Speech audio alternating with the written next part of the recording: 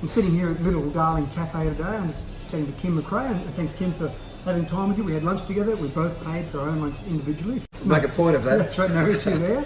But it is good talking to people, and I've got to eat each day or most days. So it was a lovely meal too. We might have mentioned. Let's just put in a little blurb for Little Darling. Yeah, Great sure. food. Chicken nut wedge is my favourite here, so it's very nice. Absolutely. But you've had a talk to me and given me a whole range of different things to think about there. But probably the main thing you really want to hear about from the pollies that are representing you is about those values, some of those core values, and that long-term core values. So just go through some of those ideas again. Well, Matt, as I mentioned, I think I'm like a lot of swing voters, I guess we are these days. People in the middle who are absolutely tired of partisanship.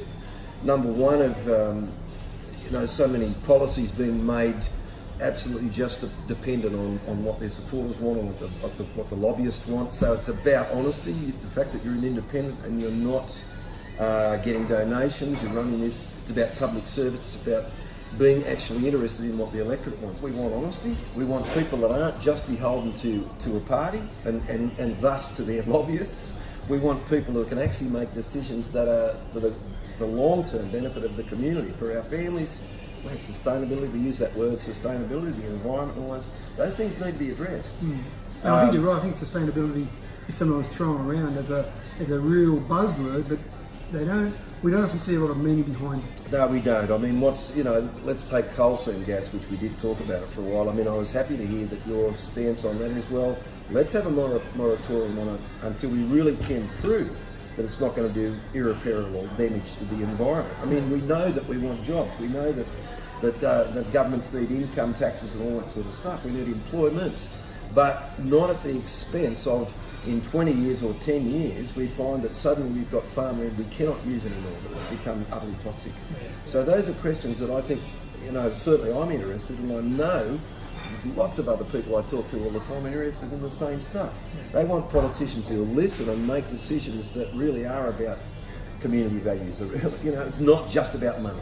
It's not just about power. It's not just about, getting back into power next election. That's right. And we want to leave, in my opinion, we want to leave the earth, the community, everything we do in a better situation when we're not here anymore for the next generation. We don't want to look back on our time, whether it's been in business or in government, and say, the place isn't as good as when we started. We will live in a better position. Well, we do, Matt. I mean, I've got grandkids. I know you've got children, and so it is a real situation. It's like this. What's it going to be like for your grandchildren? And I think we're living in an era. I know we're living in an era where there's a very, very big possibility that they're going to be very angry because of some really poor decisions we've made. So the other thing is, as we were talking today, it's about actually sitting down and having those real conversations, intelligent conversations, not just a 30-second or a 3-second soundbite. It's about what are our values, what are the things we really have to do for the future.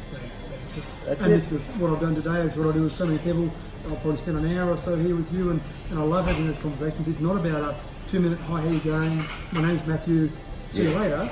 It's about those genuine conversations. Well, Matthew, honestly, I did come along here questioning you. You know that. It's like, okay, what do you stand for, Matt? What is it going to be like? And you've convinced me. So, boys and girls out there, I will be voting for Matthew. And I think independence at this point in our political journey, as far as Australian democracy goes, I think we need good independents who are genuine people and who can stand up and actually talk about the things that they and the actual constituents do believe in. Yeah. And you can never say a blanket case, but my general view of what I've seen from independents in my time as mayor, for example, dealing with independents, and certainly since that, is they've got nothing to lean on in terms of no party to lean on. They've got no backdrop of that party, so they've got to be upfront, genuine. But they're not beholden to other people, Matthew. They're not beholden to other interests. That's right, and they've really got to be able to stand on their own 2 feet and not have that thing to fall back on. So they are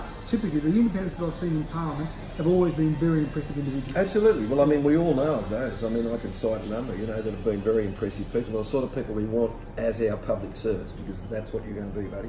Absolutely right. Yep. I've got 80,000 bosses, and they're called the residents of this electorate. Absolutely. Thanks for your time, Kim. Always good to chat. Thank you, mate. Right, thanks. Enjoy it.